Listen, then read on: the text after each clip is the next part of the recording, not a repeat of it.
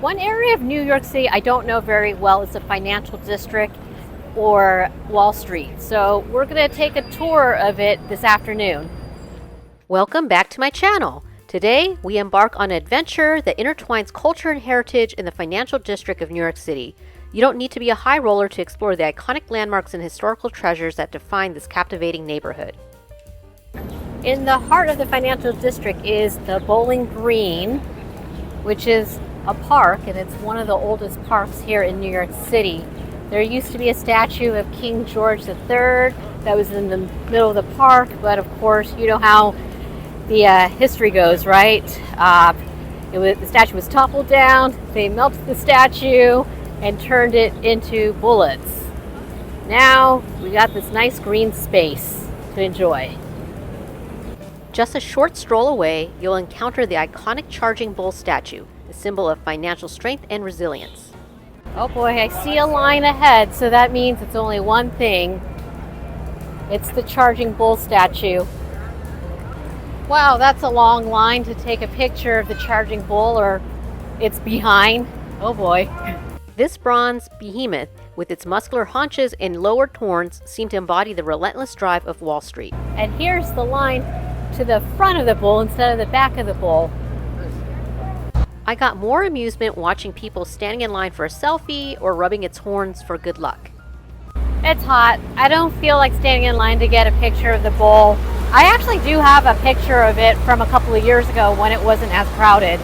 This crowded street here is Broadway. Yes, the very same Broadway as in musicals. But it actually goes into the financial district.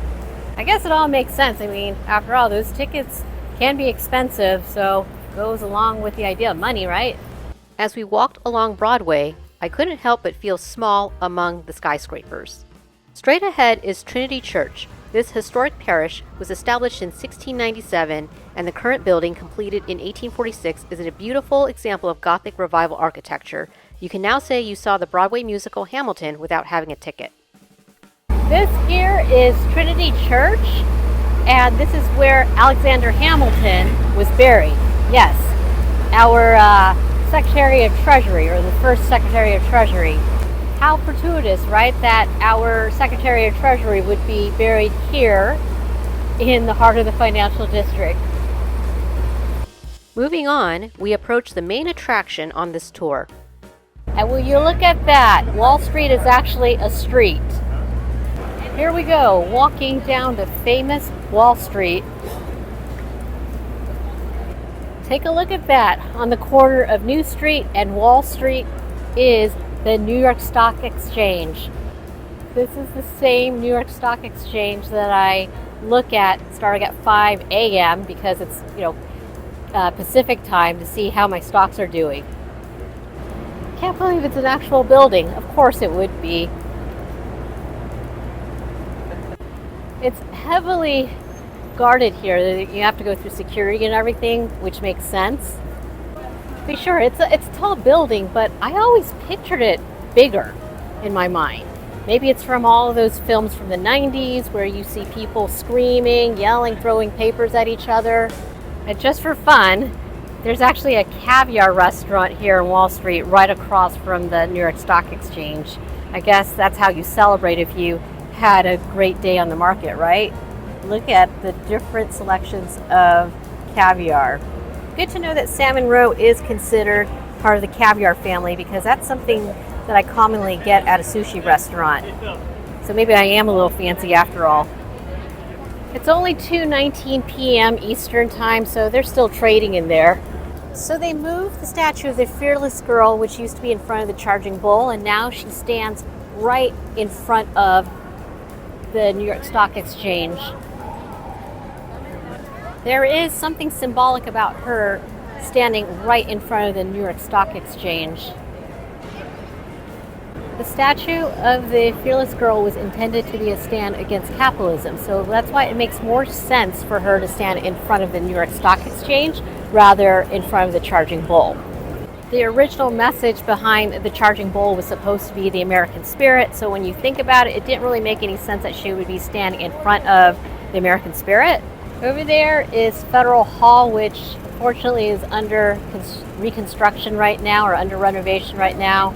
But that's where George Washington was inaugurated as our first president. That's pretty cool in New York City. And that's right. Originally, our capital was not in Washington, D.C. It was actually here in New York City, and then they moved it to Philadelphia. It is oddly satisfying to see how perfectly lined up Trinity Church is to Wall Street. We stepped away from Wall Street and back onto Broadway to explore some more of the financial district.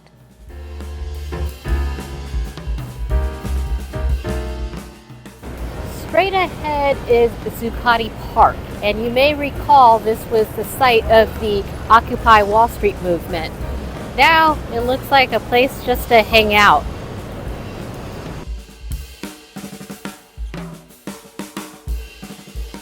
Zucotti Park now looks different from when I was reading about it in the news over 10 years ago. It's certainly cleaned up, unlike, during the Occupy Wall Street movements. This was also the site almost 300 years ago of where they did protests against the Tax Act or the Tea Act. So yes, I guess this is the area where a lot of protests happen. Boston gets all the credit for the Boston Tea Party, but the New Yorkers had their own protests here against the British rule. I guess it's fitting to see how money and politics work together all throughout American history. It's a universal truth. When you start messing with people's money, people get mad.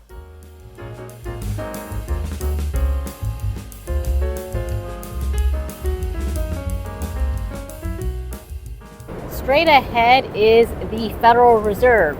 Yes, that Federal Reserve. We certainly hit a gold mine here. At least they hold all of our country's reserves right here. Wonder when they're going to start lowering the interest rates.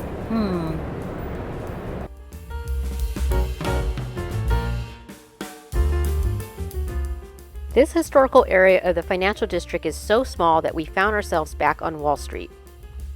We're back on Wall Street, and straight ahead of us is the Museum of American Finance. New York City has plenty of museums, including the Met, the Guggenheim, the Museum of Modern Art, Museum of Natural History, but you can learn all about the American history of finance right here. Oh, they also have a copy of the Monopoly game that's worth $2 million here.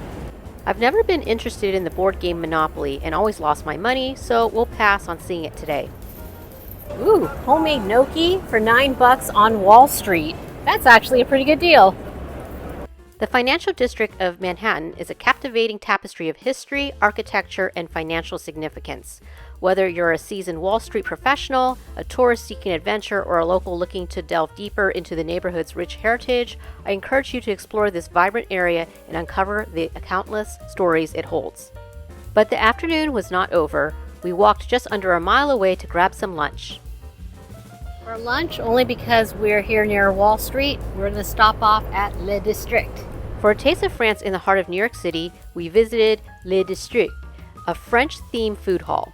It's located in Battery Park City and offers a variety of delicious, affordable options. This is perfect. There's got to be something in here that Jason and I can get. I love food halls, and this one is French themed. Looks like you can order a real charcuterie board here. Maybe grab a slice of pizza because it is New York City after all. You can get a burger, although I don't think a burger is French. Actually, I think it's actually more German. The Euro Cup was being televised, just like how soccer is popular in France. Whether you're in the mood for pastries, cheese, or a full meal, Le District has something for everyone. Only Evian water here because remember, this is a French-themed food hall. They have a patisserie here. Gotta take a look at the desserts. Oh boy, so many choices here. Even though we didn't end up getting any of their pastries, I already feel satisfied just looking at them. It's like eating them with my eyes.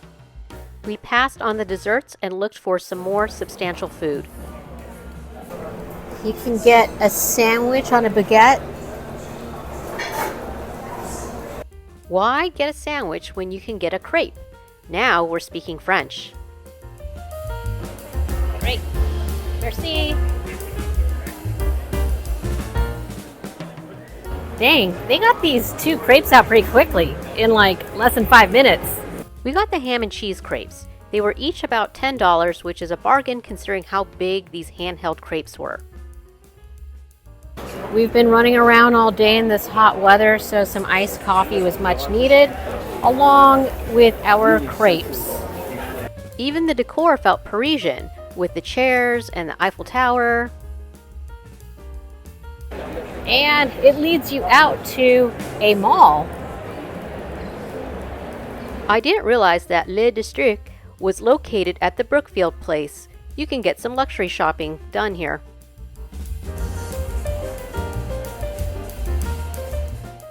On our way to the subway station, we passed by the One World Trade Center. This means the 9/11 memorial was nearby. This poignant site features 2 reflecting pools set in the footprints of the original Twin Towers. The names of the victims are inscribed around the edges of the pools, and it's a powerful place for reflection and remembrance. We passed by the Oculus, an architectural marvel and transportation hub. Designed by Santiago Calatrava, the Oculus is a striking structure that looks like a bird in flight. It's not only a major transit hub, but also a shopping and dining destination. Speaking of transit hub, this is where we catch the train back to our hotel. It's 2 minutes before happy hour. We're already lined up. Here we are at our hotel's complimentary cocktail hour because visiting the financial district made me feel needing to be wise about our spending.